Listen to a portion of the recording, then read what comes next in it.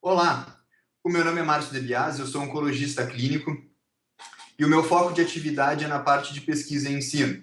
Eu sou diretor científico do LACOG, que é o Grupo Latino-Americano Colaborativo de Pesquisa em Oncologia, e sou médico preceptor do Serviço de Oncologia do Hospital São Lucas da PUC em Porto Alegre e do Hospital do Câncer Mãe de Deus. Hoje a gente vai conversar sobre dois estudos que foram publicados no San Antônio, que aconteceu entre 6 de dezembro e 10 de dezembro, agora de 2016. Então, o primeiro estudo sobre o qual a gente vai conversar é o estudo NSABP B52. Esse estudo ele aborda um velho dogma dentro da oncologia de que a gente não poderia utilizar a hormonioterapia ao mesmo tempo da quimioterapia, porque seriam terapias conflituantes, né? Com a ideia de que a hormonioterapia induziria a célula a ficar na fase G0, enquanto que a quimioterapia precisaria da célula em multiplicação para funcionar. A gente tem isso como um paradigma a ser seguido, mas o estudo NCABP-B52 explora, dentro de um subtipo tumoral específico, detalhes da biologia desse tumor que permitem considerar que essa hipótese é viável. Que subtipo de tumor é esse? É o subtipo dos tumores triplo positivos, ou seja, os tumores que coexpressam o receptor hormonal e o receptor HER2. Esses tumores eles têm um comportamento biológico sabidamente diferente. Por quê? Até o momento, os grandes estudos de adjuvância e neoadjuvância, eles consideravam simplesmente como critério de inclusão a superexpressão da proteína HER2, seja por imunistoquímica ou por FISH-CISH.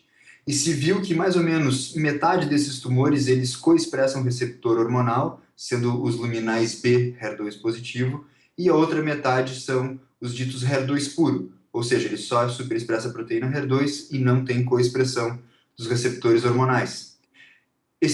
Foi visto, então, nesses estudos que esse subtipo de tumor tem comportamento biológico diferente. Especificamente nos estudos de neoadjuvância, todos eles indicam que a taxa de resposta patológica completa é sistematicamente menor no subgrupo dos tumores triplo positivos, independente do estudo, independente do esquema de tratamento utilizado. Aqui a gente tem um conceito biológico que é o crosstalk, que existe entre o receptor hormonal e a via de sinalização HER2, do receptor HER2. A gente sabe que a inibição de um lado da via pode fazer com que o complemento fique mais ativado. Nesse contexto, se acredita que a inibição da via HER2, concomitante com a utilização da hormonioterapia e a quimioterapia, pode ser benéfico. E essa é a hipótese do estudo NCABP-B52. Esse estudo, então, ele randomizou pacientes com tumores HER2 positivo que coexpressavam o receptor hormonal para receber TCH mais pertuzumab ou TCH mais pertuzumab mais hormonioterapia. E o desfecho primário desse estudo é resposta patológica completa, e o critério de inclusão eram tumores maiores do que 2 centímetros, caso os linfonodos axilares fossem negativos, ou linfonodo axilar positivo. Esse estudo, então, randomizou pacientes com tumores triplo positivos, ou seja, que coexpressavam o receptor HER junto com o receptor hormonal, que apresentavam tumores maiores do que 2 centímetros ou com linfonodo positivo, para receber TCH mais pertuzumab ou TCH mais pertuzumab e terapia endócrina. A taxa de resposta patológica completa, então, entre esses dois tratamentos foi pouca coisa maior para o uso concomitante do TCH mais pertuzumab associado à terapia endócrina, mas sem significância estatística. Aumentou de 41% para 46% a probabilidade de resposta patológica completa, com valor de P de 0,39, portanto, não significante do ponto de vista estatístico, mas uma mensagem importante é que a utilização concomitante da terapia endócrina juntamente com a quimioterapia não foi deletéria para esses pacientes. E no subgrupo das mulheres pós-menopáusicas, parece haver um benefício um pouco maior, mas também não significativo do ponto de vista estatístico. Nesse subgrupo, a taxa de resposta patológica completa aumentou de 38% para 45%, com valor de P de 0,33. Um detalhe importante aqui é a gente definir o que é a terapia endócrina que foi utilizada nesse estudo. As mulheres, então, em pós-menopausa, utilizavam inibidor de aromatase, e as mulheres na pré-menopausa utilizavam inibidor de aromatase mais gozerelina.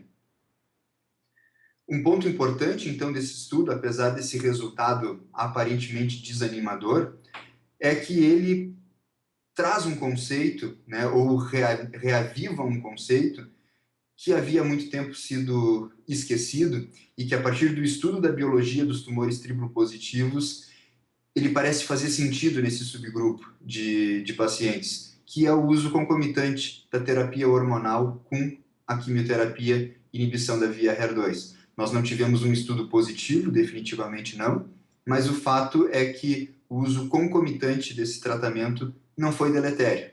Então, aqui fica uma janela aberta para novas pesquisas nessa área.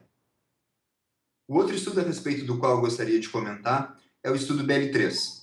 Esse estudo, então, ele avaliou pacientes na pós-menopáusica com tumores receptor hormonal positivo HER2 negativo que falharam a terapia com inibidor de aromatase mais inibidor de mTOR.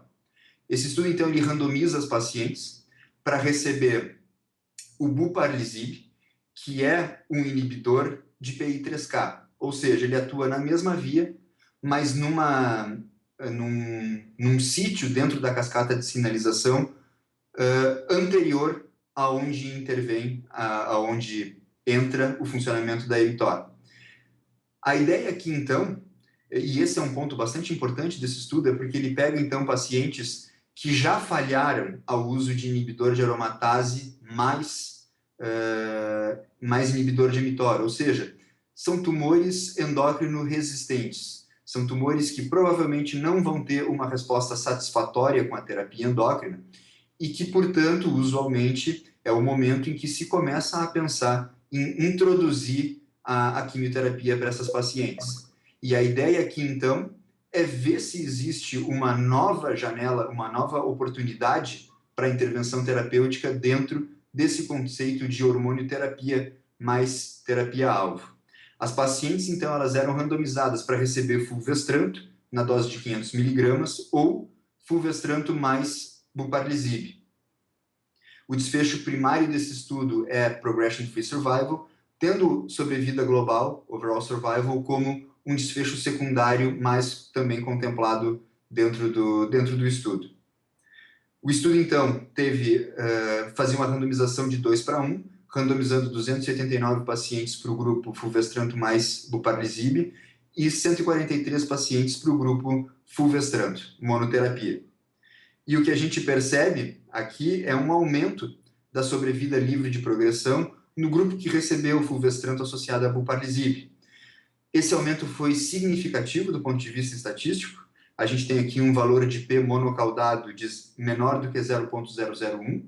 E para o leitor que for atento e perceber que o valor de P é monocaudado, caso queira corrigir para um valor de P bicaudado, seria um valor de P menor do que 0,002, ou seja, significativo do ponto de vista estatístico. E o nosso foco aqui, então, já não é mais discutir a significância estatística desses achados, mas sim a significância clínica. E quando a gente vai observar a significância clínica, a gente percebe que a mediana de sobrevida livre de progressão desses pacientes usando fulvestranto foi 1,8 meses, o que era esperado, porque já era sabido que essa era uma população com tumores resistentes à endocrinoterapia, e que a adição do buparlisib ao fulvestranto aumentou essa sobrevida livre de progressão para 3,9 meses. Ou seja, é um aumento significativo, porém o impacto clínico é baixo, né?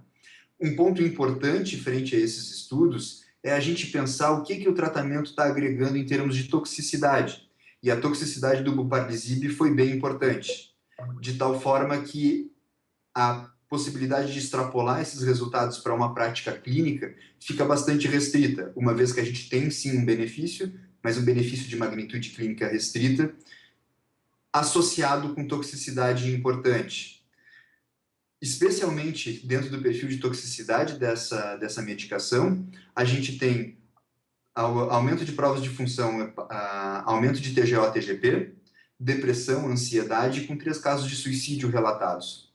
Então, realmente é um perfil de toxicidade complicado, né? Quando a gente compara o número de toxicidades grau 3 e 4, a gente percebe que foi o dobro de toxicidade grau 3 e 4 no grupo que utilizou a associação fulvestranto-buparlizib. Então, realmente, para a gente extrapolar esses resultados para a prática clínica fica complicado, mas o importante é que surge aqui uma nova oportunidade terapêutica para essas mulheres que já estão chegando no fim das linhas da hormonioterapia. Um outro detalhe importante nesse estudo é que foi feita uma análise subgrupo verificando a mutação de PI3K. Se pacientes que apresentavam mutação de PI3K teriam um resultado melhor com a associação do buparlizib, e a resposta é sim. Nesses pacientes que apresentam mutação de PI3K, o benefício que esses pacientes tiveram com a associação do buparlizib foi maior. Para a gente ter uma ideia dos números, né?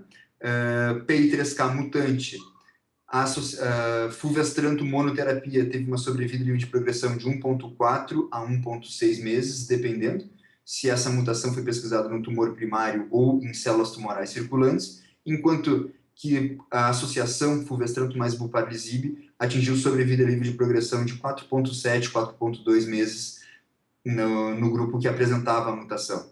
Então, aqui se insere mais um ponto importante para ser pensado frente a esses estudos, que na verdade fazem parte do paradigma dentro da pesquisa clínica da oncologia hoje, que é cada vez mais a gente selecionar qual é o subgrupo dos pacientes que deriva maior benefício das estratégias novas. Então, a interpretação que a gente faz desse estudo do BL3 é que associar buparlizib ao fulvestranto em pacientes que já são hormônio refratários, né, que já progrediram a inibidor de aromatase mais inibidor de mTOR, é uma alternativa viável e eficaz, porém com uma magnitude de benefício clínico pequeno, e que parece que os pacientes que têm mutação de PI3K derivam maior benefício dessa estratégia. O que abre uma luz nesse grupo de pacientes que já estão ficando refratários à hormonioterapia. Um ponto importante, e isso é um estudo que o LACOG publicou, é uma coorte retrospectiva, o LACOG 0312, em que a gente avaliou mulheres com câncer de mama metastático no Brasil, e a gente percebe que das mulheres receptor hormonal positivo, HER2 negativo, só 50% delas recebem hormônio na primeira linha, e a taxa de hormonioterapia é abaixo do que se esperaria.